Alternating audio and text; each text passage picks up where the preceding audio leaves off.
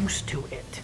Again, like any technology, cell phones, the internet, video games, it's all the same curve. You have early users and just time, because when it's the truth, it will always win in the end.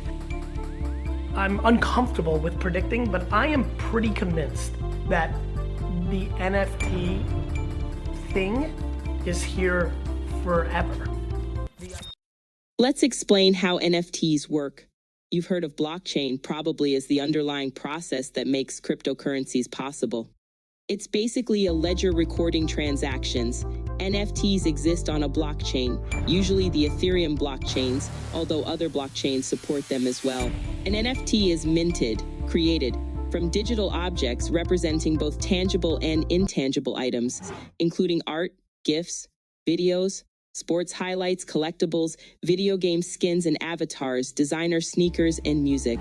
You can even sell a tweet. In fact, Twitter company founder Jack Dorsey sold his very first tweet as an NFT for nearly $3 million. Essentially, an NFT is like a physical collector's item, only it's digital. Instead of buying a physical painting to hang over the mantle, you get a digital file. You also get exclusive ownership rights because an NFT can only have one owner at a time. Its unique data makes it easy to verify ownership and transfer tokens between owners. Also, the creator or the owner can store specific information inside their NFT, such as the artist's signature in the metadata. NFTs give artists and creators the power to protect and authenticate their work like nothing before.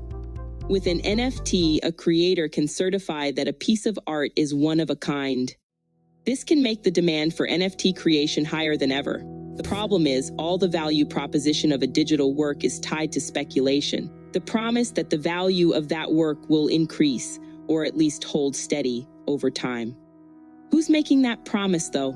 This is where things can get sketchy, according to Joe Procopio.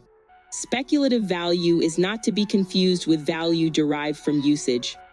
Your company, says Procopio, is worth what's gone into it, the speculative value of the investment in that solution, once that solution reaches peak market saturation.